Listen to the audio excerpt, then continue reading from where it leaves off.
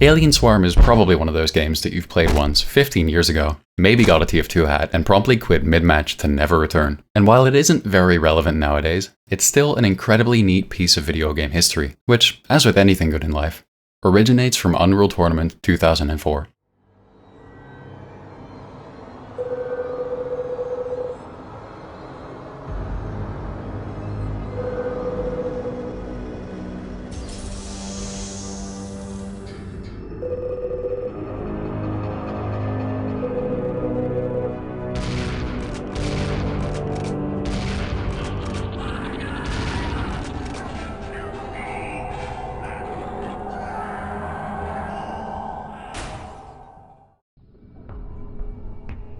Alienswarm is a mod developed by a small group of developers called Black Cat Games.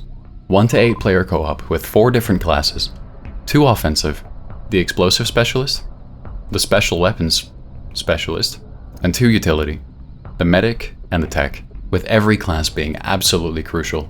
You play through one of 2 official campaigns, or one of the many community-made ones with a decently customizable loadout, ranging from regular rifles to incendiary shotguns and flamethrowers. And let me tell you, this game is disgustingly difficult.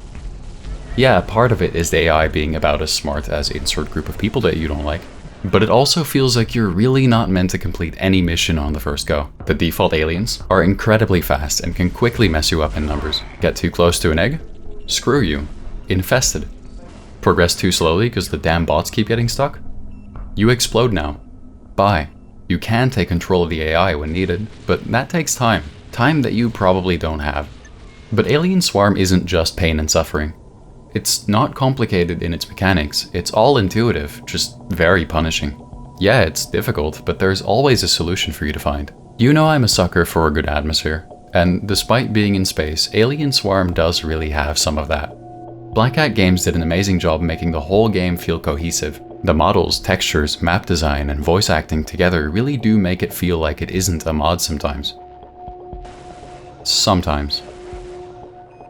You really should play this with people. Alienswarm was an amazing mod for its time, especially considering it released the same year as the game that it was built on. But being a mod inevitably limits you at some point, both technically and monetarily. Black Cat Games wanted to move on. And on April 29th, 2005, a sequel of sorts was announced. Alienswarm Infested. The same beloved mod, but upgraded on the new and shiny Source engine. Now as a completely standalone game. It looks really good, receiving regular updates and posts containing concept art and screenshots for 2 years until nothing.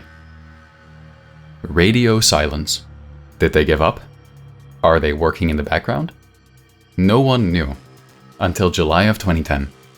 Valve posts an announcement video. Alienswarm, a game and Source SDK release from a group of talented designers at Valve who were hired from the mod community. Mystery solved.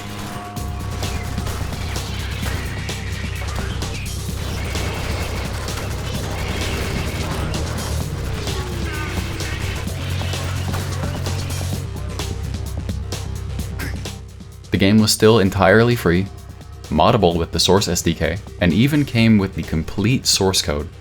Valve, seemingly embracing the game's past as a mod, that itself had mods, fumbled the entire bag. Despite 95% positive reviews, the player base dropped off a cliff, and updates just never came. Valve's Alienswarm, which I'm putting in quotes for now, we'll get to that, while fun, felt completely half-assed. The game only has 4-player co-op, 1 singular campaign, and no functional single-player with bots outside of a tutorial. 1 single campaign to start off with could have been somewhat okay, but unlike the mod, where the intended way of playing is failing a mission several times while trying to figure out the puzzle, the full game was made significantly easier after playtesting, which caused the existing content to barely last a single play session without cranking the difficulty. And an easier game is fine too, but you need a way to make that content last, so maybe user content will be enough.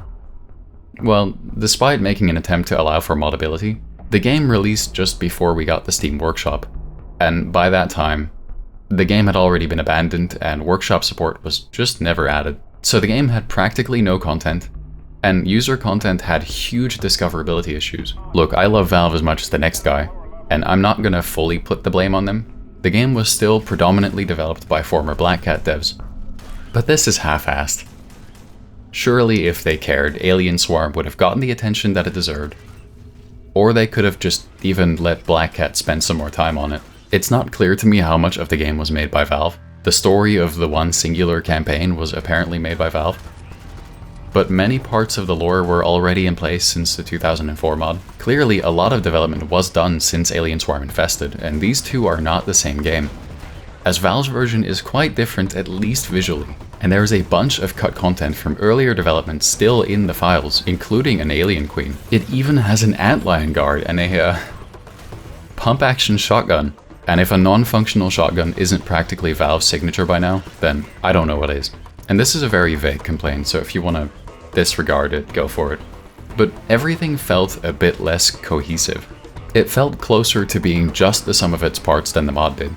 The random antlion guard making it feel like Gmod is part of it, but it's also other little things that I'm not sure I can put into words. It just feels a bit cobbled together. I don't know if Valve told them to stop developing the game, or if they just forgot about it, or if they even just pretended that it was good enough. But Alienswarm was done dirty here. It feels like the people at Black Cat Games were hired to work on Left 4 Dead, and Alienswarm was simply an afterthought. But there is a small glimmer of slimy, goopy hope. The game's open source nature. The community decided to take things into their own hands, as a team of developers eventually release Reactive Drop. 8-player co-op, extra content, workshop support, and even integrating community campaigns into the main game. And, well, actually updating the game. The bag has been unfumbled, the lasagna put back into the oven, the ball undropped. But maybe too late. Reactive Drop got far less players, partly because there are just more games coming to Steam nowadays. A new release doesn't always look exciting anymore. And partly because people thought it's still just Alienswarm. And lastly, it didn't have Valve plastered all over it. It'd be nearly impossible to release a game with Valve's name on it and not have it gain a quadrillion players. That being said, it did alright. 9,000 concurrent players at launch, naturally dropping to about 10% of that, as most games, especially free ones, seem to do, leaving just a small dedicated player base. Reactive Drop is absolutely the best way to play Alienswarm. The mod has some charm to it with its different art style and gameplay, and might be worth playing for the novelty. But in the end, it is still a somewhat janky mod with barely any players. There is also a Discord for the mod, but it's not all that active. Alienswarm is a co-op game, and Reactive Drop still has players, mappers, and modders. It might still not feel as cohesive as if it were entirely its own game. Even just booting it up and looking at the main menu might scare a lot of people off. But it is definitely good fun, with the main downside being occasional toxicity. So maybe bring some friends. The game is free, only 6 GB, and the system requirements are a computer. Optional. I think you should try it out. A lot of people might draw parallels to the Alien films or Starship Troopers, and because of that, specifically the first Helldivers, as that was also a top-down alien bug shooter. But the game that really reminded me of Alienswarm is actually GTFO. From the equipment selection screen to the door welding, interacting with terminals, the brutal difficulty, utter chaos, and absolutely required cooperation. You're just grunts fighting an inconceivable enemy. Alienswarm could have been big. Instead, it's just alright. Consider subscribing, and have a nice day.